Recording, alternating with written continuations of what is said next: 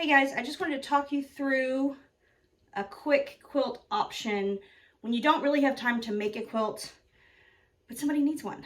So a lot of times we just don't have the time to make full-blown quilts. No matter which quick method we use, you know, you're still going to spend quite a bit of time. And often, you know, we don't really have it. As working women, it's tough. So I'm going to talk through a quick, easy quilt here. So this is a panel that was sent to me, I'm going to say with that. So with an order, so from my niece.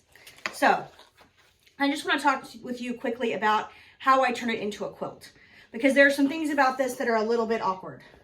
Right? So number one, if you look at it closely, it is not straight. It is not square. It wasn't printed squarely. It's not easy to, you can't just throw borders on it and hope it works out. I've got to get it into a square situation or a rectangular situation so that something works well. So the first thing I do is I go and look in my junk box, my orphan box, my leftover blocks. I have a bunch. So if you were here a couple weeks ago, I made 50 something of these blocks from a stash of blue and whites that I had. We used 25 of them for a quilt, so I have the rest. So there's like, I want to say there's 31 or 32 in this pile. So I'm going to use them together to turn this into a quilt. Right, so it's going to have quilt blocks. We'll do something to make them work well. And I'm just going to walk you through my process and how I do it. So the first thing that I do is I grab a piece of paper and a marker and a tape measure, right? In my case, I put it up on my design board because that's where I can get it the flattest to measure it the easiest. Now, in your case, you may not have a design wall. That's perfectly fine. Do it on the floor, do it on your cutting mat, anywhere that you can get it as flat as you can to try to take some measurements. So the first thing I'm going to do is I'm going to measure what this inside, well, from here, from the white border to the white border, and see what that looks like. Both directions, really just to give me an idea of what size I can go after. So make sure you have the correct side of the tape, and I'm just going to go right up here from the inside of the white to the inside of the white, and it's 35.5.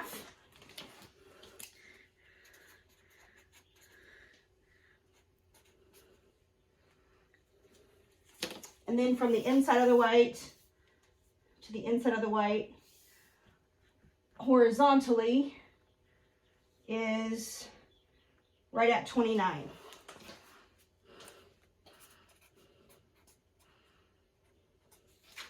And I literally draw that on my paper like that, right? They're really just reference numbers. Now, I also know that this block, when it is finished, is 6 inches.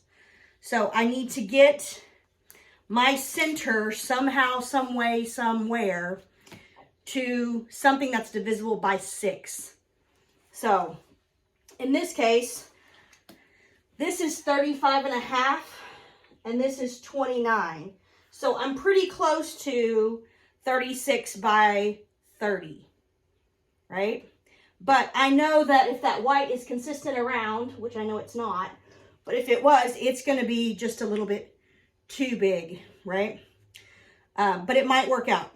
So, but I really want to see for this one, I want to see at least a little bit of this light blue. So I want to see if I can get to 42 up and down, which we'll see. And I want to see if I can get to 30 across. Now I know I can get to 30 across because 30 across through the middle is pretty much going to be white to white, I think. Yeah, so outside of the white to outside of the white is 29 3/4. So I can get just into the light blue to get my 30. But getting my up and down to 42 might be a little tricky. So let's give it a look and see what we can get to. Oh, we can actually get there. We get 42 7/8 from selvage to selvage. So this is actually a pretty wide, well, pretty deep fabric. A lot of times they say they're supposed to be between 42 and 44 inches. But I'm finding with commercial fabrics, they're closer to 41 to 42, at least lately. I know that changes and it changes by manufacturer, so always make sure you measure. All right, so if I go after 30 inches wide and 42 inches tall, that's going to give me a little bit of blue on the sides and a lot of blue on the top and bottom. So close to 2, well, actually just over 3 inches of blue, both top and bottom, which from my perspective, as long as they kind of mirror one another, I don't necessarily care. I don't need to get to the same amount of the light blue on all 4 sides. If I can make the right and left side and the top and bottom match, I'm okay with that. So that's what I'm going to do. So I'm going to go after 42, which is 7 blocks tall, and 30, which is 5 blocks wide. So the next thing I'm going to do is I'm going to find the exact middle of here. So, which is basically right about there, right in his jaw. And I'm going to put a pin in it. I'm going to take it to my pressing mat and I'm going to actually press it into 4 quarters so I can find the exact middle, the exact edges, and then create my cutting lines. So once I've done that, found that exact middle, it's like right here.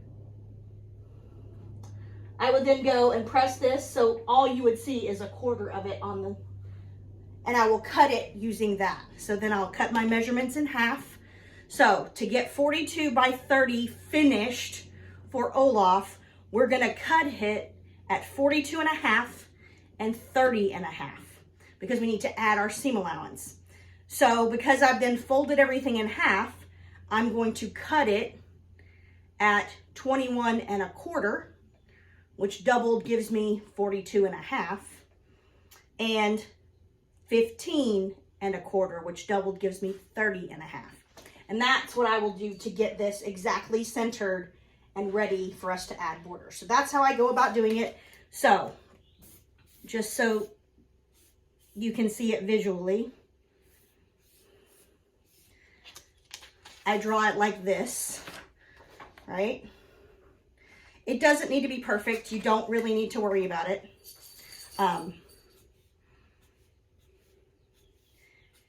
It's not as important that it be absolutely correct at this point as much as that you have the high level of what you want to do. And then I'm going to put my blocks in like that. And then I'm just going to draw it out because the reality is I usually measure this at night or first thing in the morning and I don't come back to it until later tomorrow, later that day, some other time. And then I might have to measure it again. So I put all of my measurements in the middle. So I'm going to put 30 and a half and 42 and a half. Just like that. Right? I know that these blocks finish at 6 and a half at this point and will finish when put together at 6. So then I know that my quilt is going to be 30 and a half, right? Plus 6 and a half plus 6 and a half. So it's going to be 42 and a half wide, and it's going to be 42, 6 and a half.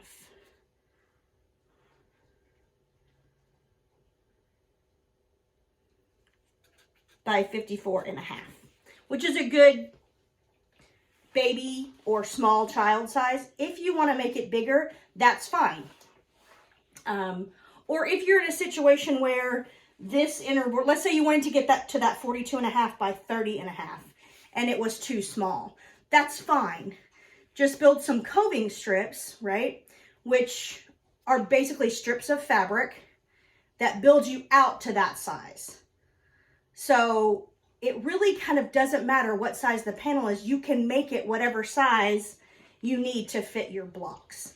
In this case, we didn't have to build coving strips, but I'm sure at some point I'll show you one where we will have to build coving strips. So I'm going to go and cut this And I'll meet you back here probably in about a week, and we'll talk through how to sew it. All right, so that's it for today. Hope you have a great day, and I'll see you next time.